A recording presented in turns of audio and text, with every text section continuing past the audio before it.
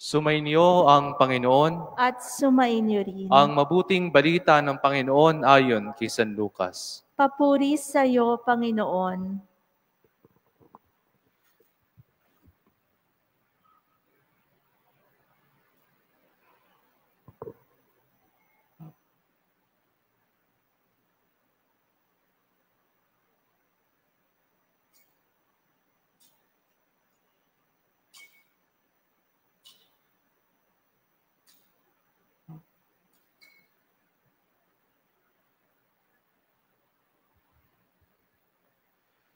Si Maria ay nagmamadaling pumunta sa isang bayan sa kaburulan ng Judea.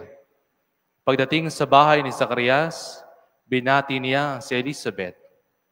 Nang marinig ni Elizabeth ang bati ni Maria, nagagalaw ang sanggol sa kaniyang tiyan.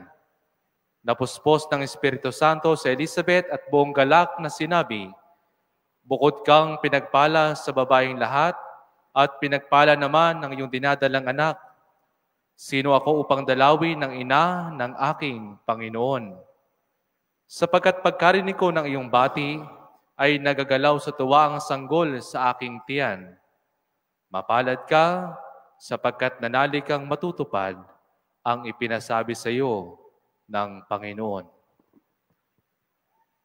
Mga kapatid, ang mabuting balita ng ating Panginoon. Pinupuri ka namin, Panginoong Hesukristo. Magsiupo po ang lahat. Magandang gabi po sa inyong lahat. Magandang gabi po, Rev. Hi! Hello!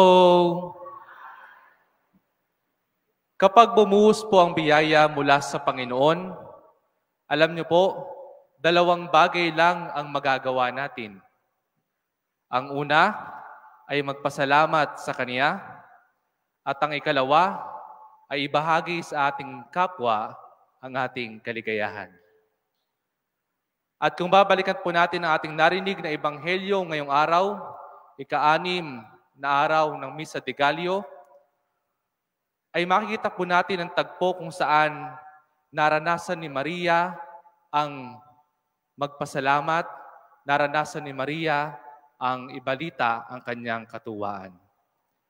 Sa pagdating po ng balita na siya ang magiging ina ng Diyos, nag-umapaw po ang kagalakan sa puso ng ating mahal na Birhen.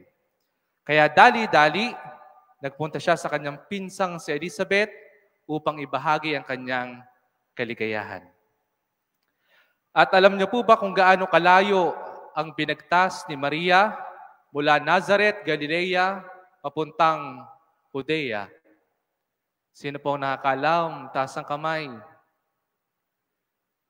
Sa tingin niyo po ba, mula lang, parang ito lang yon, mula dito sa St. Michael, papuntang BGC lang? Hindi po. Kung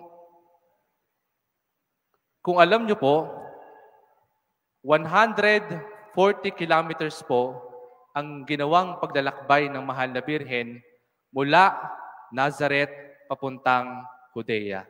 At para magkaroon lang po kayo ng ideya, kumbaga, ngayon, yung 140 kilometers, parang naglakad ka po mula dito sa headquarters ng Philippine Army papunta sa Camp O'Donnell sa Tarlac. Ganun po kalayo ang nilakad ng mahal na Birhen. Pero, sa kabila po ng layo, hindi niya po ininda ang pagod. Kasi punong-puno siya ng pasasalamat at kaligayahan sa kanyang puso. At tayo rin po, ngayong gabi, yun po ang itinatawag sa atin.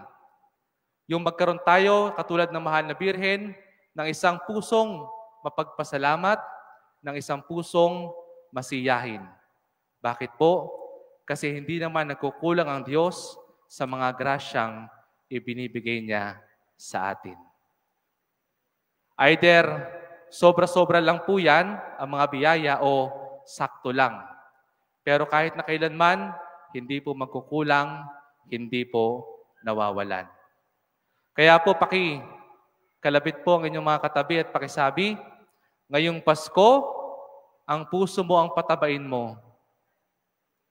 Ngayong Pasko, ang puso mo ang patabain mo. At pakiduktong po, wag lang ang tiyan mo. My dear friends, This Christmas, let us make our hearts grow bigger by being thankful and by being generous always.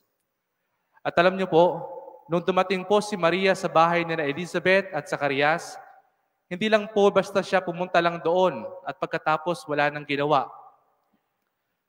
Hindi lang po siya tumambay sa bahay ng kanyang pinsan. Alam niyo po na natili po ang mahal na birhen sa bahay ni Elizabeth at Zacarias sa loob ng 3 buwan para paglingkuran sila.